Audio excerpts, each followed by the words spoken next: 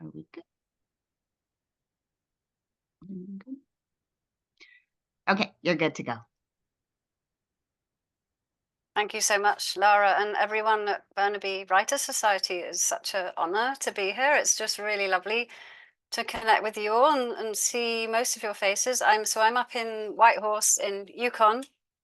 So assuming you're in the Burnaby area, I'm right above you, up in the north, next door to Alaska. And do come and visit or come back. For those, I know some of you have already been. Yeah, do come and see us. And I'm on the traditional territory. The traditional territories of two First Nations, Tahan Quechin Council and the Kwanindun First Nation. And there are 14 First Nations here in Yukon with traditional territories covering the whole area. So I'm going to read a few poems, of course, and then afterwards it'd be really lovely just to have a chat. And if you have any queries or comments, it would just be really nice to connect with you directly, as well as me just talking at you. And yeah, thank you. So I will get going. It's only minus 23 here at the moment.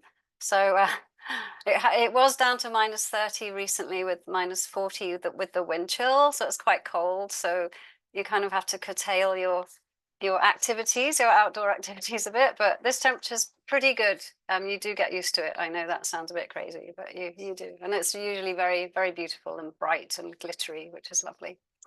Okay, but this first poem, I thought it has a summer theme, and my dog is right here, and she wants my attention. So if I look a bit twitchy, that she's probably pawing at me or something. I'll try and ignore her. So this poem is called Summer Sleep. She is not a summer being. She is a species whose metabolism slows at solstices of heat and drought. June was cooler than May. July is hotter. August will be her inferno. She will keep herself from cities, open every window and close the blinds. She will stay in her basement where the clay behind the wall is cool and damp. By September, she will have left her arid home and husband and boarded a bus to the coast to find an island. Beneath a plaited cedar, she will lie on shadowed soil and push the sun away with palms of green and glossy leaves. She will plant what's dry, her heels, her elbows, her mind, and leave them while she takes a swim, checking each time she comes up for air that they're still there. And this, I'm just really starting off, thank you, with a couple of poems from my poetry book, If There Were Roads, and that's all about place, really, connection to place. Which seems to come up a lot for me. Place and animals seem to be my thing. And I was reading recently that, so we've got National Poetry Month coming up in April, as every year, and the theme is weather, which I think is going to be really interesting if we get to go to some readings with a weather theme. And then I was just looking at my poems, and weather, again, it sort of inevitably comes up in so many different things. So it's, yeah, I think it's a really good theme. So the next poem I'm going to read is still from this collection, If There Were Roads, and it's called Just a Man. And it's sort of inspired by that weariness sometimes we can feel with being in our bodies, our gender, that sort of thing. So just a man. I wish I could be just a man passing by a row of shops. A man as ordinary as a road with potholes, as a bridge across a river frilled with brown foam, or the tugboats of a working Firth. A man where urban is normal, where a park is unremarkable, where dogs walk without pulling and pigeons peck at screwed up burger wrappers. I wish I was a man in a jacket, collar down, a little fashion in my trouser leg, passing by a doorway, a yellow skip, a litter bin, past men and women at the bus stop who barely notice me. I wish I didn't care that the sun has set, that the streetlights have come on, creating shadows, and I'm still half a mile from home.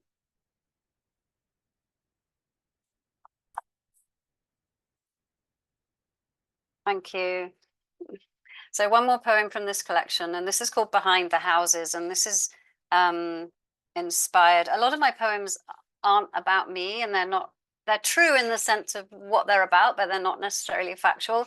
This one's a little bit more factual, and I just was out with my dog jogging, and we came across this beautiful beaver on a dam, and I love how this dam is, we have a few dams in the forest. I live in Whitehorse in a subdivision, and then behind my house it's just the forest, which is just wonderful, and there's lots of creeks and things and beaver dams rearranging the landscape, and I think it's all very wonderful seeing what they get up to. So this is behind the houses. On the dam, big and fat and slithery, round and gorgeous. I saw her before the dog did, before she saw me. She backed up on the glistening sticks and twigs and logs and leaves, and took time turning and splashing into her pond, swimming with her head out of slippery water, darkened by baggy clouds.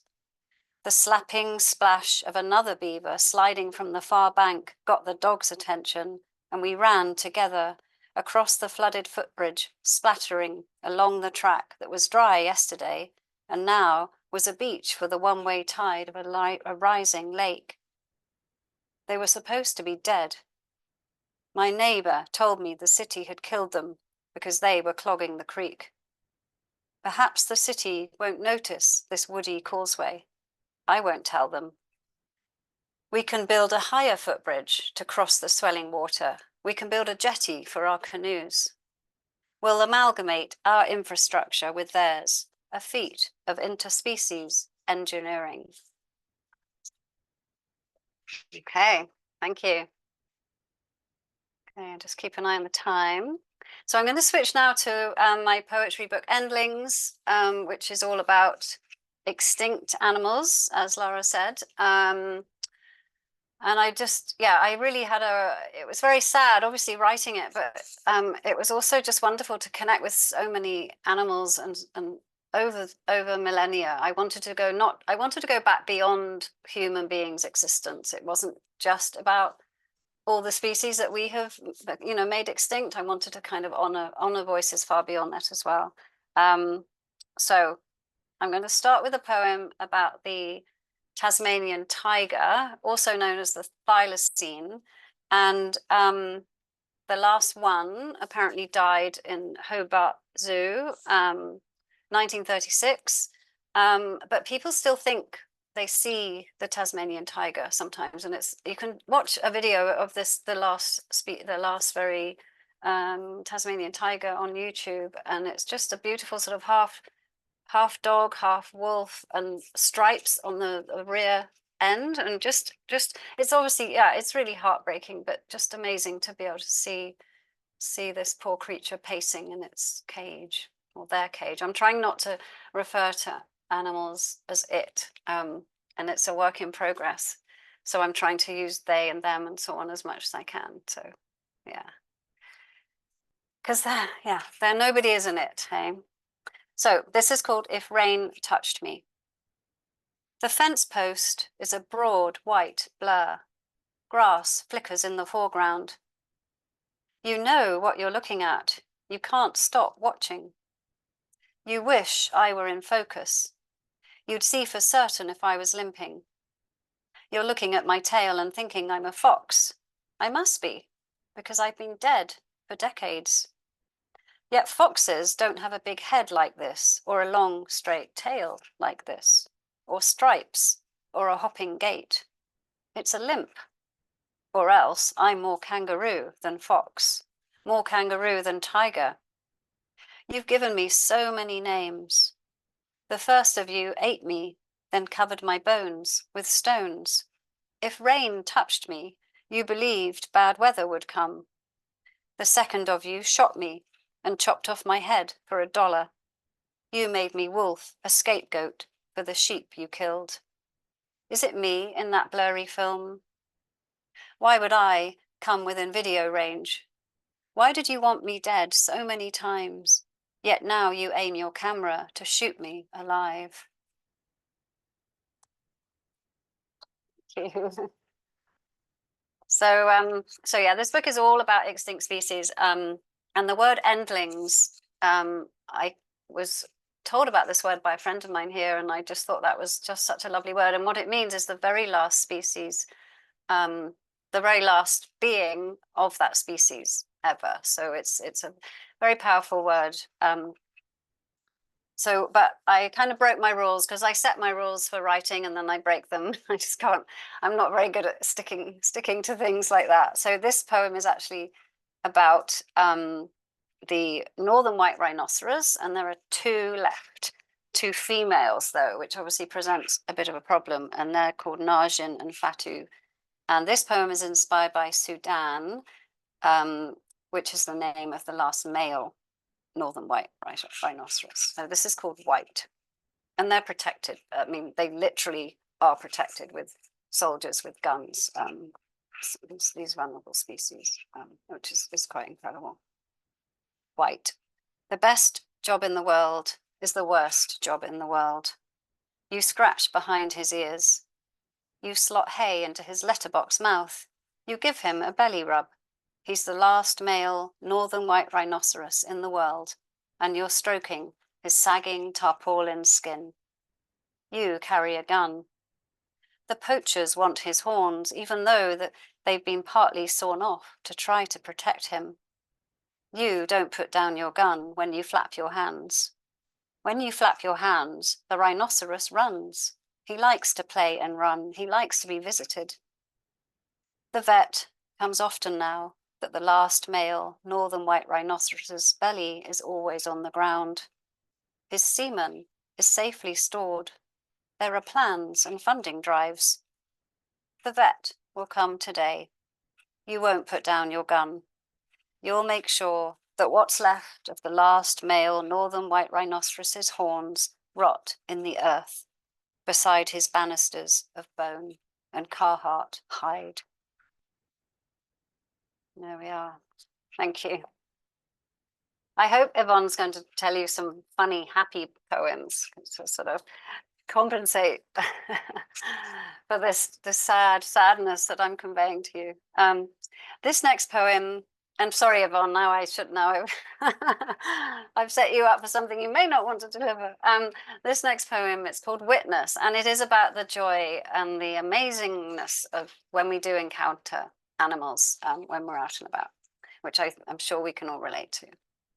And it's also inspired by the Irish elk, who is an enormous elk-like creature, not actually an elk, and with antlers 12 foot wide. And it's almost hard to imagine that. But you can see their skeletons. I think Ontario Museum, Royal Ontario Museum has a skeleton of an Irish elk. It's quite stupendous. So this is called Witness. Seven of us saw 6 caribou on the tours. We stood and stared, holding the dogs.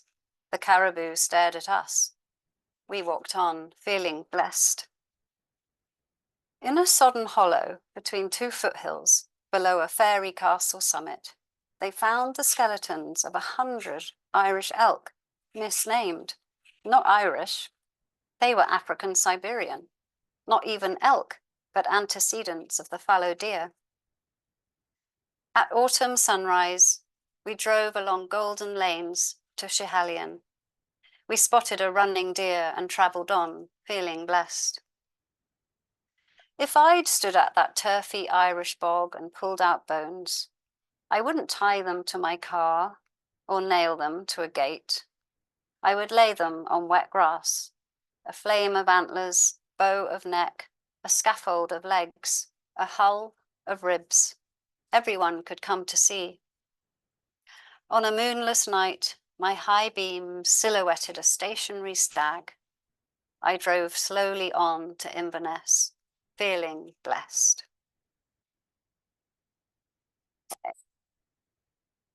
I am going to read one more poem, and then we'll see if you have any questions or just want to have a chat. This one is called It's Time to Talk of Hope. It's time to talk of human evolution, with a tapered blue mug of Earl Grey and a slice of spelt toast, while my dog rests her head on your feet and your dog lies behind me, watching through the window for a yellow car. Sapiens are still becoming, we agree. Evolution never stops, of course, as long as Moon and Earth twist in locked rotation around an ending sun. Perhaps we can delay our inevitable extinction by persuading our DNA into a kinder transmutation. Perhaps we can augment our aptitude for wonder. In a single solar orbit, we discovered the existence of another 18,000 species. A Tinkerbell fairy fly fits 4 times inside a millimeter. A koala's fingerprints are the same as ours. A starfish, losing an arm, will grow another. Let us practice our amazement in case it saves us. Let us bend to count a slug's 4 noses instead of drowning it in a plastic pot of beer. Thank you very much.